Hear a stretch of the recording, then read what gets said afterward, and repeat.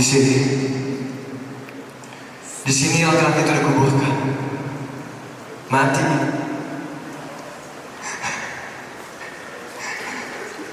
Ia menerima hukuman meskipun tidak pernah terbukti melakukan kesalahan.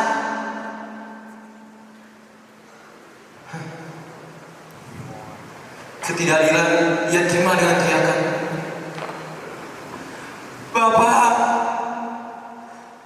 ampunilah mereka, karena mereka tidak tahu apa yang telah mereka perbuat."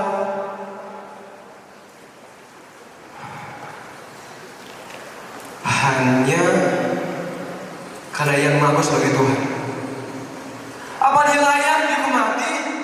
Apa dia layak dihukum mati? Omong kosong macam apa itu? Bagaimana dengan pembunuh, pencuri, pemerkosa, dan melakukan kejahatan yang mementingkan lainnya? Mereka lakukannya secara terang-terangan. Tapi apa? Apa? Mereka hanya dengan bebas.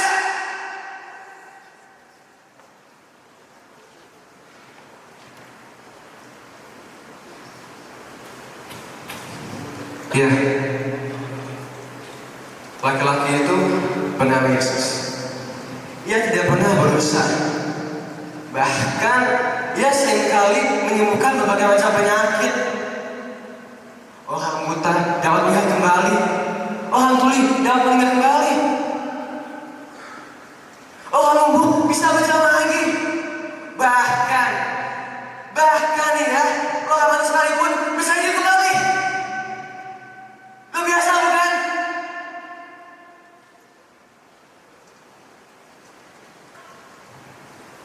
Dan ketika malam itu kalian mencoba berangkat. Tiba-tiba salah satu dari muridnya mencoba menusuk pedangnya ke telingaku. Sakit sekali. Laki-laki itu langsung mengambil dan dia menjatuh di tanah, menempelkannya kembali.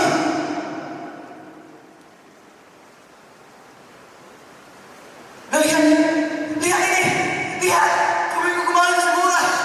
Sungguh di mana Allah.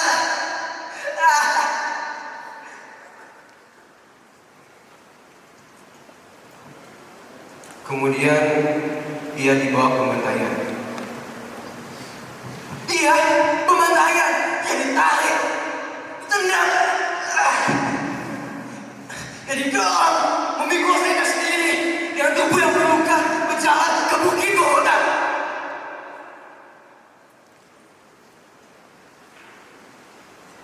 Orang-orang yang bertolong itu kemana? Kemana? Bahkan orang yang bantu memikul saya Yesus bukan salah satu di antara mereka. Juga bukan salah satu di antara sahabat Yesus yang sekali menemani dia bertolak bersama-sama.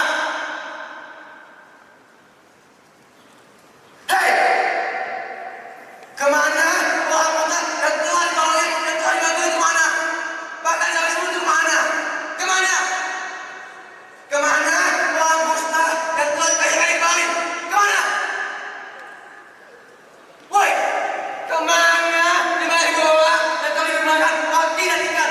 Itu kemana? Kemana? Woi! Kemana? Woi!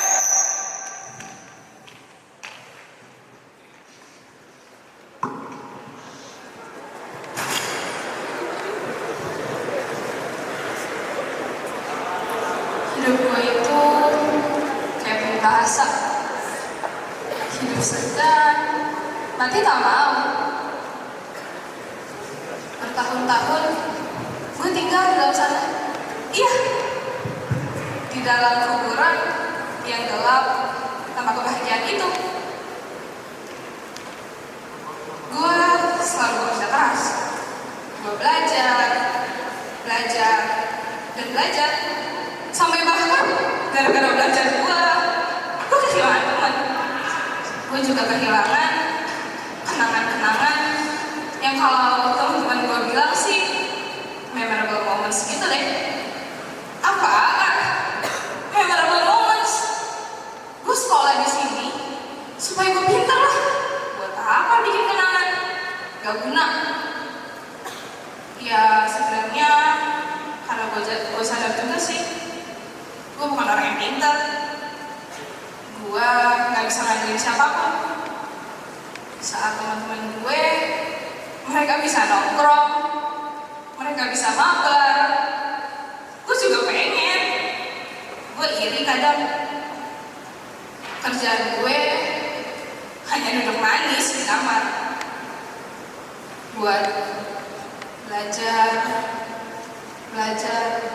dan belajar. Apa gunanya coba? Ketika teman-teman gue bisa ngandelin si anak pintar, gue ngandelin siapa? Gue gak bisa ngandelin siapa-siapa sekarang. Si anak pintar itu ngebantu mereka semua. Kalau mereka gak ngerti PR, ya tinggal nyontek. Kalau mereka gak ngerti ulangan, ya nyontek si anak pintar lah. Sedangkan gue harus les sampai malam. Kadang rasanya kepala gue semuanya penuh. Gue belajar sampai kadang gue rasanya pengen gila.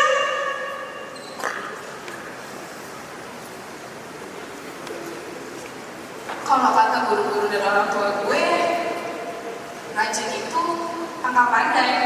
Iya, gak apa-apa capek. Kan bersakit-sakit dahulu, terus kita bisa bersenang-senang kemudian. Tapi ini apa? Kalian bisa lihat ini? Iya. Merah. Gue dinyatakan gak lulus. Sejak semua perjuangan gue, semua yang udah gue kemarin, gue gak bisa segera mama. Gue gak bisa menangani mama gue. Mama sama papa jadi sering berantem gara-gara gue. Gue gak berguna. Gue cuma bisa bikin mama sama papa gue marah. Gue gak ada gunanya di sini. Gue gak ada gunanya.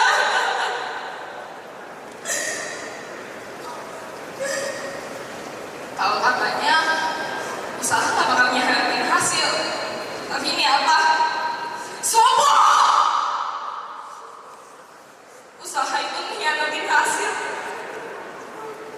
Gue berjuang sampai malam, gue belajar, tetep aja gue gak dapet apa-apa. Kayaknya gue harus balik ke SMAHI. Gak ada gunanya. Buat apa gue sekolah mahal-mahal kalau gue juga gak jadi apa-apa? Gue bodoh.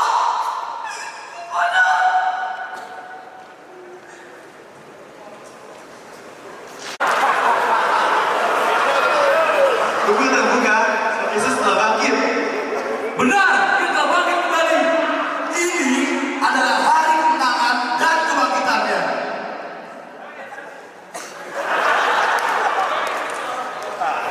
Terus kenapa bawa umatnya dari kegelapan menuju terang yang kekal?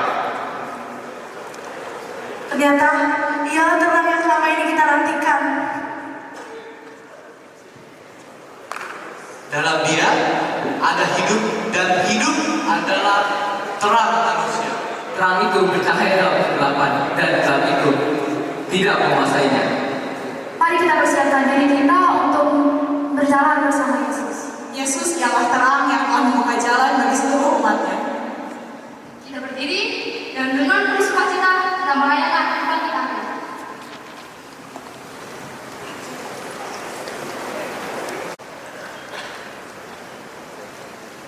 Hidup berumah tangga merenggut seluruh kebebasan. Suami minta aku untuk berhenti bekerja demi full ngurusin. Saat anak kami, Angeli, yang gagal masuk PTN, terus kata dia itu semua salah gue. Padahal gue yang ngurusin. Dia cuma ngasih duit. Dia pikir duit aja cukup. Lu pikir anak lu tuh makan duit. Gue yang ke pasar, gue belanja, gue ngasih makan.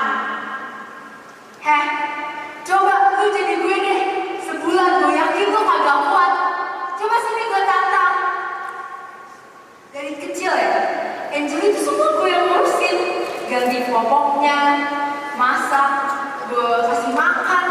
Dia gak ada bantu-bantu sama sekali. Kayak capek juga tau.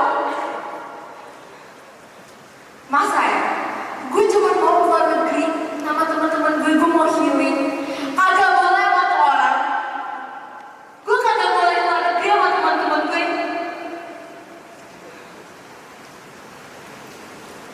Aku tuh cuma perempuan. Aku cuma pengen kayak ibu-ibu sosialita lain yang bisa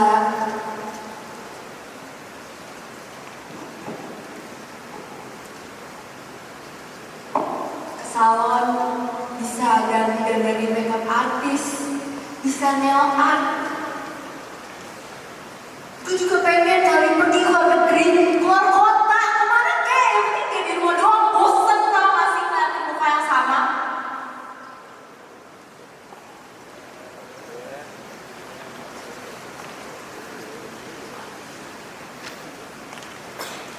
Untung gue punya tabungan dari uang jajan bulanan gue.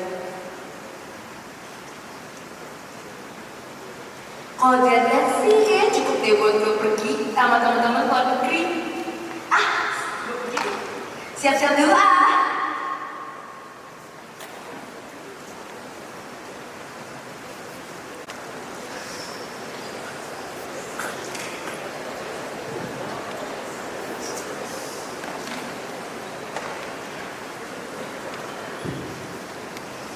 Bapak, aku nggak tahu apa rencanamu buat kedua keluargaku. Tapi aku percaya kok bahwa engkau akan mendatangkan kebaikan untuk keluargaku. Tapi tetap aja, hatiku tetap dipenuhi oleh rasa gelisah. Tapi kemudian aku melihat wanita yang engkau telah berikan di sisiku menjadi sosok yang sangat kuat. Aku tahu dia mau bantu cari nafkah karena situasi keluarga kita lagi gak baik. Tapi aku takutnya dia bakal kecewa.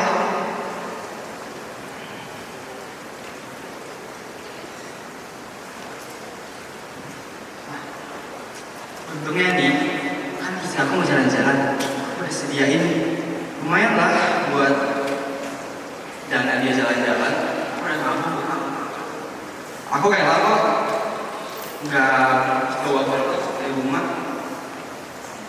Ya lumayan lah buat motong pengeluaran. Aku juga kayak kok nggak ikut outing. Ya nggak kayak suami-suami itu. Katanya sih ngomong istrinya cuma rapat. Aku nggak mau jadi suami egois kayak gitu, nggak adil. Aku juga udah siapin tabungan buat anakku anjir gitu. Tapi kasihan, dia udah kerja sangat keras tapi dia malah nggak. Mungkin Tuhan punya rencana lain buat dia.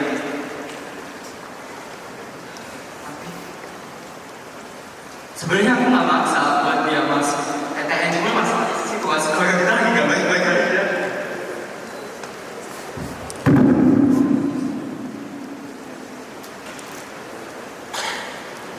Aku cuma bisa terima dengan lapang dada saat pimpinan aku cuma bilang bahwa gaji aku bakal dipotong. Ya aku cuma lebih baik itu sih daripada kena PHK sih. Tuhan, aku udah lelah dengan persoalan hidup ini. Aku tuh suami, aku tuh harus tegas, aku tuh harus menjadi kepala keluarga. Apa aku yang terlalu egois ya? Baiklah, daripada pusing-pusing, mending aku kasih uang ini buat istriku jalan-jalan aja.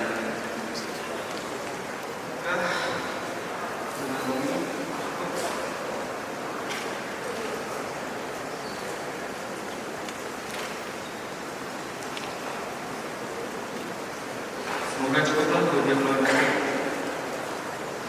kurang dikit lah.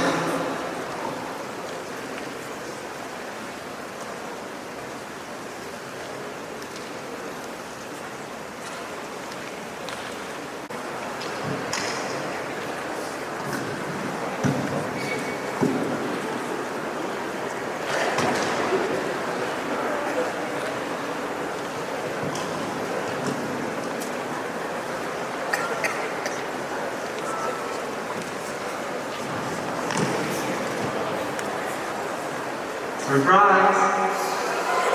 Ngapain? Ini ada jalan-jalan. Ya, kalau teman-teman nih, uangnya bagi mesti tapi harus cukup. Apaan sih, Pak? Padahal aku tadi di jalan-jalan. Aku jadinya sama temen-temen aku makan aja di Gembel. Emang Bapak, aku minta maaf ya. Mungkin emang bukan rezeki aku SNBT. Mungkin aku dikasih kayak gini supaya aku rajin gara-gara UTBK-nya. Ya udah nggak apa-apa. Mungkin Tuhan punya jalan lain buat kamu. Ya, kasih ya Pak. Walaupun hidup sedang tidak baik-baik saja, kita harus terus bersyukur. Karena Tuhan pasti selalu ada rencana untuk kita. Terus berkarya untuk memuliakan namanya. Selamat merayakan Hari Paskah. Dan Tuhan memberkati.